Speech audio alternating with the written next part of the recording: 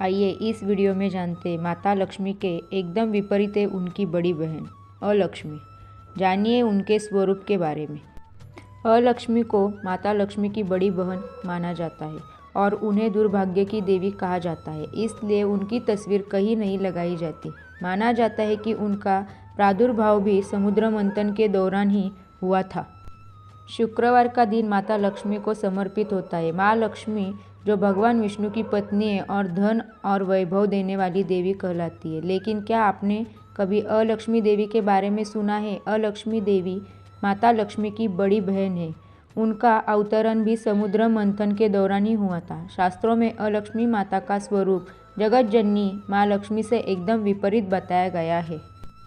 अलक्ष्मी और लक्ष्मी कभी साथ नहीं रहती। गरीबी, क्लेश और गंदगी जहाँ होती है वहाँ अलक्ष्मी का निवास होता है। नरक चतुर्दशी के दिन जब घर की साफ सफाई वगैरह की जाती है तो अलक्ष्मी घर से चली जाती है। इसके बाद दीपावली के दिन माता लक्ष्मी का आगमन होता है। जानिए अलक्ष्मी के बारे में रोचक जानकारी। क्यों कहा जाता है दुर्भाग्य की देवी है माँ अलक्ष्मी? समुद्र मंथन के दौरान माता लक्ष्मी का अवतरण हुआ था, लेकिन उनसे पहले माता अलक्ष्मी अवतरित हुई थी। मान्यता है समुद्र मंथन के समय कालकूट के बाद इनका प्रादुर्भाव हुआ था।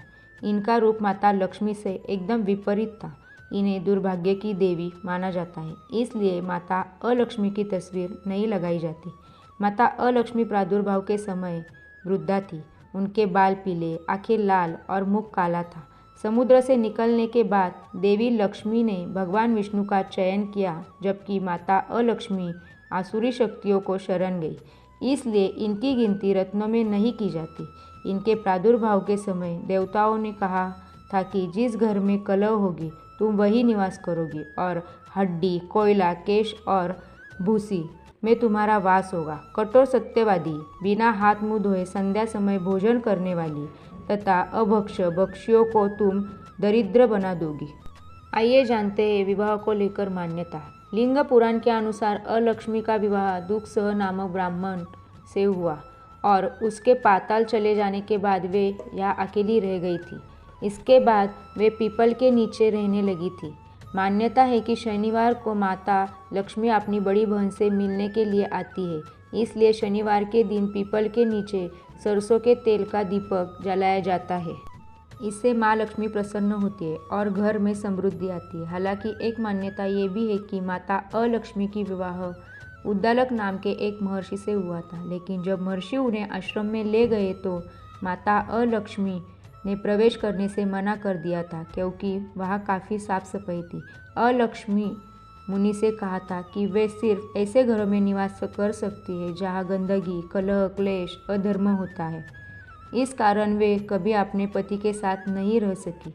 यही वजह है कि उनकी तस्वीर में वे हमेशा अकेली होती है। आइए जानते हैं अलक्ष्मी के प्रभाव से बचने का उपाय।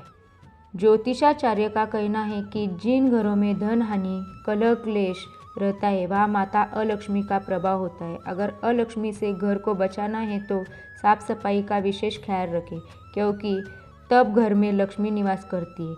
जहाँ लक्ष्मी होती है अलक्ष्मी वहाँ से चली जाती है।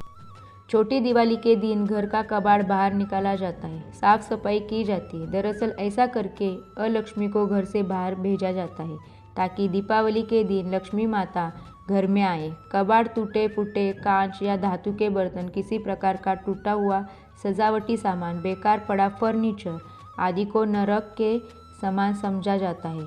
छोटी दीपावली तक ये कबाड़ हर हाल में घर से निकाल देना चाहिए। वीडियो अच्छी लगे तो शेयर कीजिए, सब्सक्राइब कीजिए। धन्यवाद।